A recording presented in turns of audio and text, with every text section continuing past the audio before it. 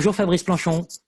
Bonjour. Fabrice Planchon, vous êtes professeur des universités en mathématiques à Sorbonne Université.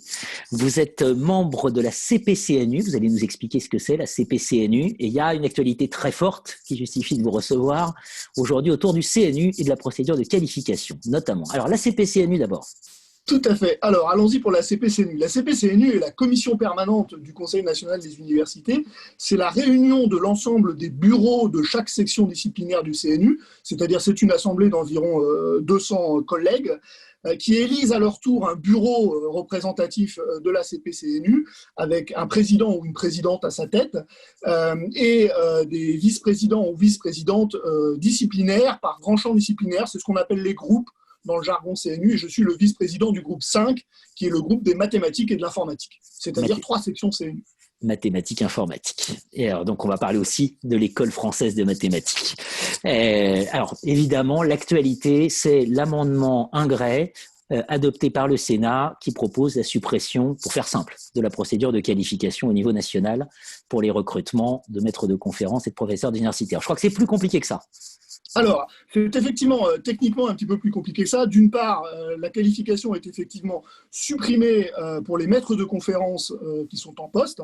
On ne la supprime pas, par exemple, pour les chargés de recherche des EPST qui voudraient candidater professeur des universités.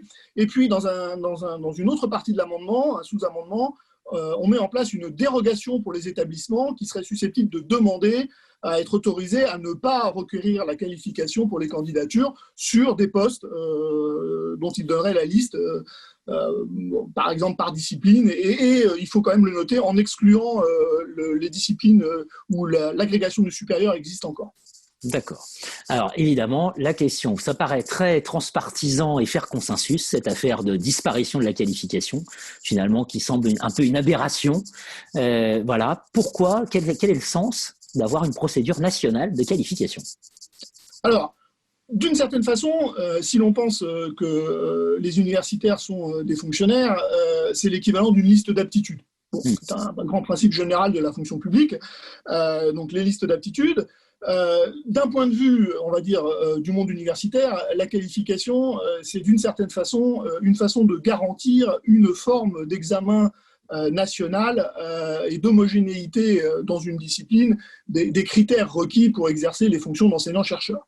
Peut-être le point le plus saillant étant qu'est-ce qu'on attend d'un point de vue de l'enseignement, puisque ceci n'est absolument pas mesuré par le diplôme de doctorat ou l'habilitation à diriger les recherches. Alors, on imagine, évidemment, le CNU ne se résume pas à la procédure de qualification. Là, on voit bien qu'il y a un rôle de cohérence disciplinaire, parce que quand on est au sein d'une université qui est autonome, au surplus, il y a des situations qui sont très différentes, et puis on peut être évalué par des collègues qui sont extradisciplinaires. C'est ça, le problème. Tout à fait. Alors, il faut effectivement ajouter à la qualification par le CNU l'exercice par le CNU de ses prérogatives de gestion des corps qui inclut un volant pour moitié des promotions dans les corps de professeurs et de maîtres de conférences, donc les passages de grade.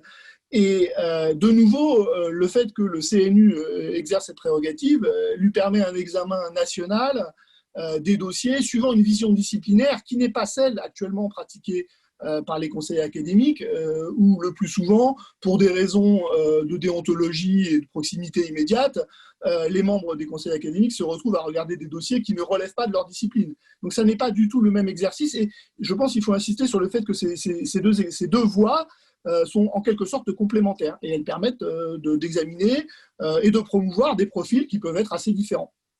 Alors, un des grands arguments qu'oppose généralement le CNU, c'est aussi de dire attention au risque de dérive du localisme. Alors, le localisme est un sujet évidemment très délicat. Bon, d'abord parce qu'il faut lui donner une définition. Ensuite, parce que finalement, est-ce bien le localisme contre lequel on veut s'élever, ou est-ce qu'en fait, ce sur quoi on s'élève, c'est une qualité de recrutement qui ne serait pas au niveau de ce que l'on attendrait et qui peut être s'amplifier par le localisme.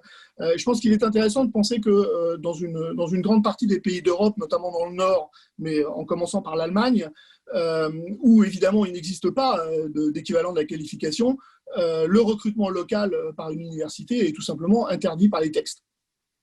Alors, c'est intéressant. Et je pense qu'il est intéressant ici de faire un tableau rapide de la situation des mathématiques. Il n'y a pratiquement pas de recrutement locaux en mathématiques. On est à taux zéro maintenant depuis une bonne quinzaine d'années. Bien sûr, comme ça n'est pas une règle administrative ou légale, il y a des recrutements locaux régulièrement. Peut-on reprocher à un établissement de recruter professeur, un membre de l'Institut universitaire de France junior ? Je ne crois pas. Mais ce qu'il faut voir, c'est que avant les années 2000, le taux de promotion locale en mathématiques était dans la moyenne des disciplines de sciences. Et donc, il y a eu un changement complet de paradigme à la fin des années 90, début des années 2000, qui fait qu'aujourd'hui, on est à ces taux qui sont extrêmement faibles. Donc, d'une certaine façon, c'est un exercice collectif par la communauté qui, à un moment, choisit ce qu'elle souhaite mettre en avant, et elle met en avant le mouvement comme étant générateur d'une qualité de recherche plus importante, permettant aux jeunes docteurs de se confronter à un autre environnement que celui de leur thèse, permettant aux jeunes professeurs aussi de changer de laboratoire, éventuellement d'aller développer une équipe à un endroit différent de celui qu'ils laissent derrière eux. Donc, je pense que toutes ces réflexions, ce sont des réflexions qu'il faut avoir au sein de la communauté, bien au-delà, bien sûr, des mathématiques, et que si on veut réfléchir à l'utilité de la qualification, à l'utilité du cadre national disciplinaire, c'est une discussion qui doit avoir lieu entre le CNU, les présidents d'université, les services de ressources humaines du ministère, et malheureusement, évidemment, ce n'est pas en passant des amendements de la 25e heure au Sénat qu'on va y arriver. Bien sûr. Le mot qu'on peut dire, c'est que l'école française de mathématiques, elle pèse dans le jeu international. La fin de la qualification, vu du mathématicien que vous êtes, il y a un risque pour l'excellence française ? Alors, dans l'état actuel de la situation que je vous décrivais précédemment, je dirais la fin de la qualification en mathématiques, ça n'est pas ça qui va remettre en cause la qualité des mathématiques françaises. Par contre, la fin d'autres prérogatives du CNU, comme les promotions nationales, par exemple, cela, je pense, mettrait en péril très sérieusement le type de carrières qui sont aujourd'hui privilégiées pour les mathématiciens les plus brillants. Sachant que le parcours en mathématiques classiques, c'est souvent, mais pas toujours, Cédric Villani est une exception, et de rentrer au CNRS comme chargé de recherche et ensuite de candidater professeur. Bien sûr. Donc, des carrières comme ça, on en verra de moins en moins si on localise tout dans les établissements. Ça, c'est évident, parce que ce qui est sous-jacent derrière tout ça, c'est quand même le sentiment que c'est la fonction publique d'État, et qui est quelque part mise en cause quand on attaque le CNU. Disons que la suppression de tout cadre national, à terme, cela semble quand même indiquer ce qui reviendrait à effectuer une régionalisation de la fonction publique d'État des enseignants-chercheurs actuels. Alors, on peut en discuter, mais si on le fait, il faut savoir pourquoi on le fait.